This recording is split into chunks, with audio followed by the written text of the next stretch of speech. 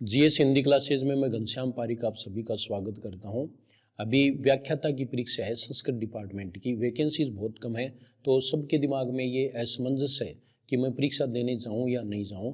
और इस असमंजस की शिकार हैं वो महिला अभ्यर्थी हैं, वो ज़्यादा हैं, क्योंकि उनको जाने के लिए थोड़ी दिक्कत होती है, दूसरा साथ में भी चाहिए, ये सब बातें हैं।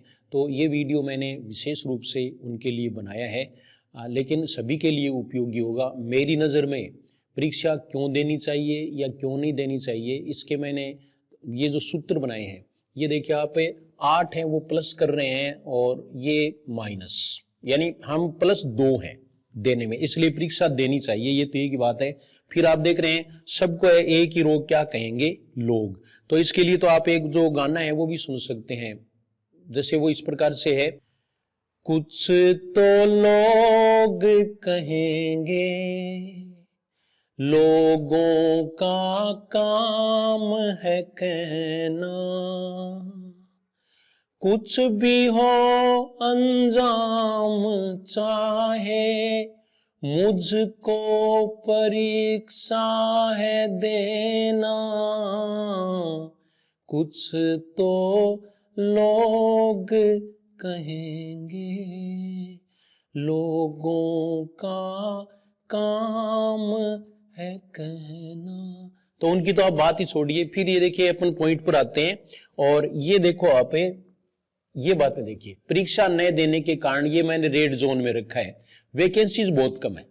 सबसे पहली बात ये है कि वैकेंसी बहुत ही कम है, इतने में मेरे नंबर कैसे आएगा। कईयों को थोड़ी सी गलत फहमी भी है, वो ये सोचते हैं कि जैसे हिंदी की बात करें तो ओबीसी महिला की 3 वैकेंसी है, तो 3 वैकेंसी नहीं है, जनरल वाली जो आधी वैकेंसी है वो उनकी है, क्योंकि जनरल में जो वैकेंसीज होती हैं वो सभी कैटेगरीज के लिए होती हैं, महिला पुरुष सब, उसमें कॉमन मेरिट बनती है। अपर जो है 50% उसमें आप हैं, इसलिए वैकेंसीज भी आपको बिल्कुल उतनी नहीं आंकनी है, कईयों का ये आकलन गलत है।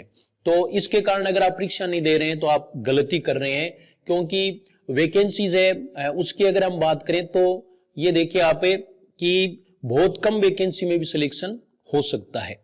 फिर दूसरा देखिए, सिलेबस ही पूरा नहीं हुआ, क्योंकि हमने इस परीक्षा को टारगेट नहीं बनाया, तो इस बात को भी दरकिनार करें, क्योंकि बहुत सारों ने टारगेट नहीं बनाया है। ये परीक्षा है वो टारगेटेड नहीं है, बल्कि जो सामान्य विभाग वाली वैकेंसीज हैं उन पर ही सबका फोकस है। इस पर फोकस कम होने के कारण कंपटीशन कम रहेगा।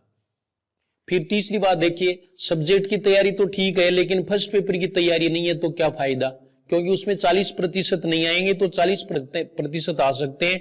आपको मैंने पहले भी एक वीडियो वो बताया है, उसका भी आप फॉलो करें और थोड़ा सा और देख लें। अभी पढ़ने की जरूरत नहीं है, देखने की जरूरत है।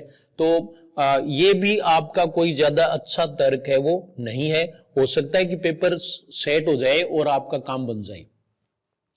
चौथा देखिए आप, चौथा कारण असफल होने की आशंका है, लोगों को क्या जवाब देंगे, ये सबसे बड़ी चीज है। तो ये मैंने एट फर्स्ट ही आपको बता दी कि उनका काम कहना है वो कहते रहेंगे, उनसे डर करके हम ये थोड़ी ही है कि हम असफल हो जाएंगे इसलिए परीक्षा नहीं देंगे, ये कोई भी कारण नहीं है, ये केवल निगेटिविटी है। इसलिए बी पॉजिटिव और आप जो है वो परीक्षा दें। अगला कारण देखो, परीक्षा का सेंटर भी दूर है, घर वालों को क्यों परेशान करें, उनका क्यों खर्चा लगाएं, क्यों इतनी परेशानी हम खुद भी उठाएं, बसों में बहुत भीड़ जाती है, हम खुद की गाड़ी करके भी ले जाएंगे, ये सब बातें हैं। हाँ, तो ये कोई बात नहीं है, जीवन में ऐसी समस्या तो आएगी, सीधा तो किसी को कुछ मिलेगा नहीं, और घी निकालने के लिए उंगली टेढ़ी करनी ही पड़ेगी।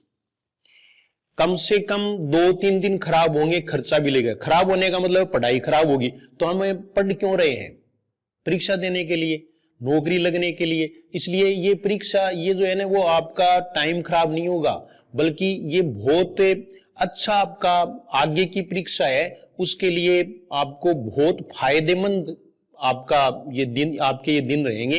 तो ये समय आपका खराब नहीं होगा, इसको खराब न समझे। ये जो 6 कारण है वो हमें ये बताते हैं कि परीक्षा नहीं देनी चाहिए, जिनमें किसी में भी दम नहीं है। अब ये देखो, मुझे परीक्षा देनी ही चाहिए क्योंकि कई बार कम वैकेंसीज में भी सिलेक्शन हो जाता है, ऐसा कईयों के साथ हुआ है। कईयों को मैं आपको ये उदाहरण बताऊं कि सामान्य शिक्षा में सिलेक्शन नहीं हुआ और संस्कृत वाली में हुआ, सेकंड ग्रेड के 2 उदाहरण मेरे पास ऐसे हैं, इसलिए ऐसा हो सकता है। फिर अगला देखिए आप, प्रतियोगी परीक्षाओं का सिलेबस कभी भी किसी का भी पूरा नहीं होता।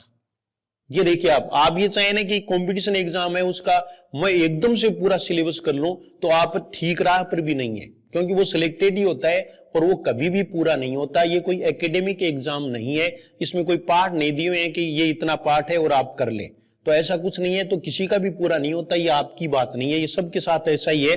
तो सबके साथ है, तो हमें चिंतित नहीं होना चाहिए।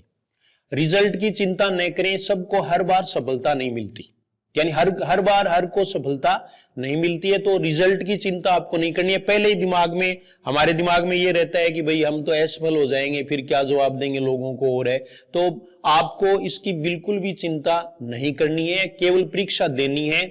और फिर देखिए आप, अभ्यर्थियों की संख्या कम है इसमें, इसलिए परीक्षा देनी चाहिए। अभ्यर्थियों की संख्या जो सामान्य विभाग है, उसकी जो सामान्य शिक्षा विभाग है उससे काफी कम उपस्थिति रहेगी इसमें, तो संभावना बनती है। यह भी एक कारण आपकी परीक्षा देने का है। फिर ये देखो, आगामी परीक्षाओं के लिए पूर्वाभ्यास है, ये सबसे बड़ा फायदा है।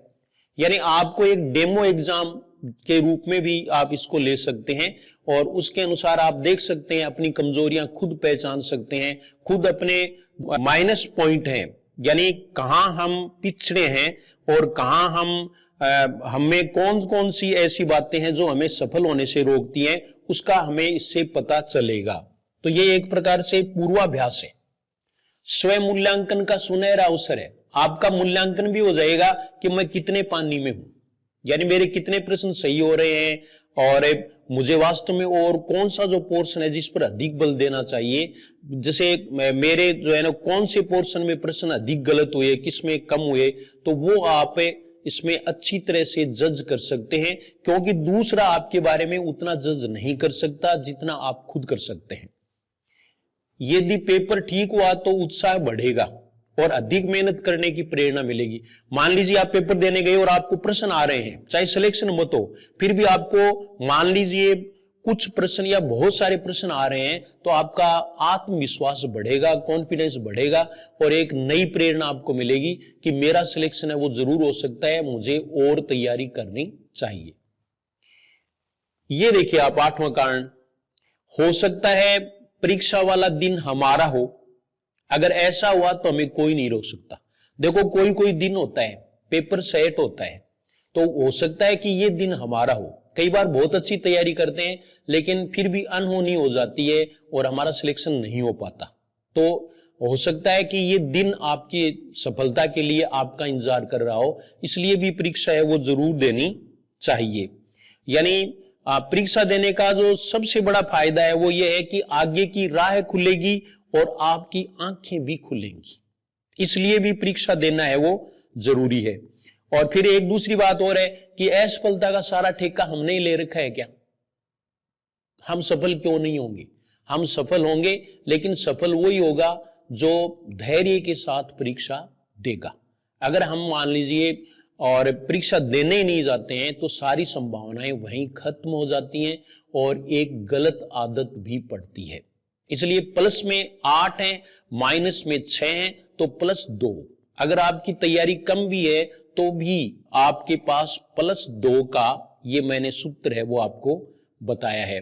और फिर महिला अभ्यर्थी हैं, उनके एक दिक्कत और भी है कि जैसे जेठानी देवरानी ये सब, मुझे एक लड़की ने बताया कि मेरी देवरानी कहती है कि इतनी वैकेंसी है, तू ये क्या 3 वैकेंसी में तेरा कैसे सिलेक्शन होगा, तुम्हें नहीं जाना चाहिए, घर वालों क्यों पैसे लगा रही हो और क्यों परेशान हो रही हो, मेरी बात माना करो। तो मतलब इस तरह से भी कह रहे हैं। तो इसके लिए मैं यही कहूँगा, राजस्थानी में जो कहते हैं ना कि सास ननद कुएं में पड़ जो या ननदल पड़ जो खाडे में, मैं तो जाऊंगी परीक्षा देवाने, मैं तो जाऊंगी परीक्षा देवाने। और अंत में ये कहूंगा कि हनुमान जी महाराज है वो आपकी जरूर इसमें सहायता करेंगे, इसलिए आप अपने इष्ट देव को और हनुमान जी को मना करके परीक्षा जरूर दे के आए और अपना आत्मविश्वास न गिरने दें। परीक्षा न देने से आगे का जो हिसाब किताब है वो भी थोड़ा गड़बड़ाता है, तो आपको परीक्षा है वो जरूर देनी चाहिए। इस लाइन के साथ, जय जय जय हनुमान गोसाई, कृपा करहु गुरुदेव की नाई। जय जय जय हनुमान गोसाई, कृपा करहु गुरुदेव की नाई। चलो ठीक है, ऑल द बेस्ट, सभी को धन्यवाद।